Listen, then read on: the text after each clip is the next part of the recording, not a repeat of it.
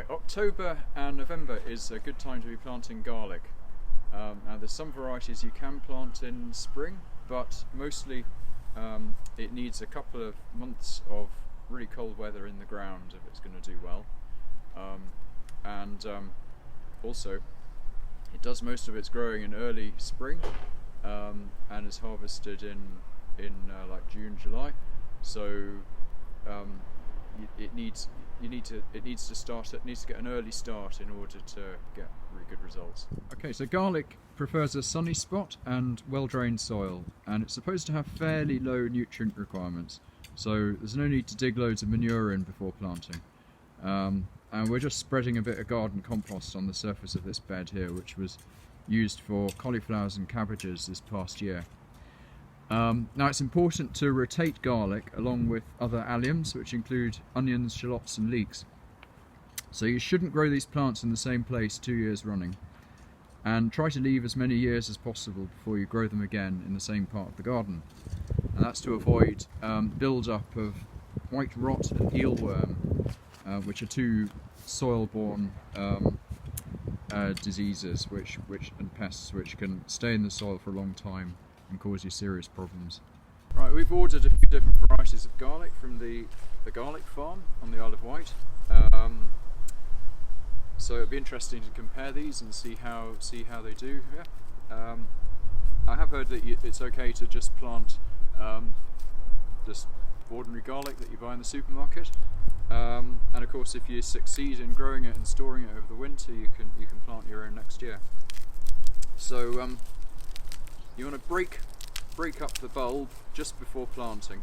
Don't do this until you're ready to plant it. And you'll be planting the individual cloves, and each of these will grow into a new bulb.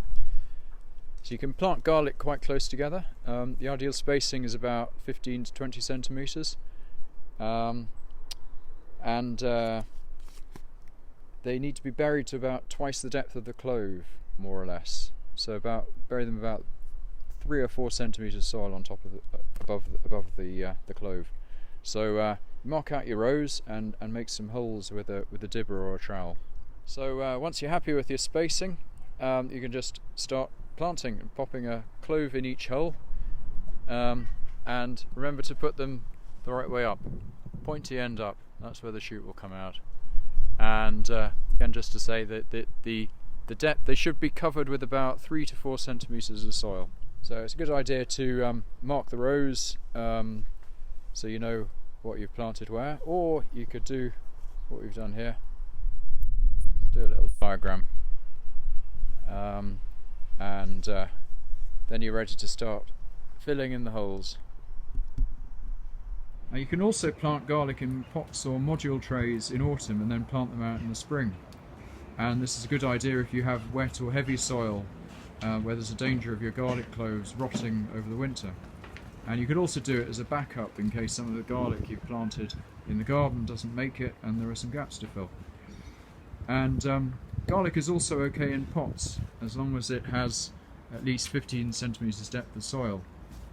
So we'll put about 4 cloves in this poly pot here.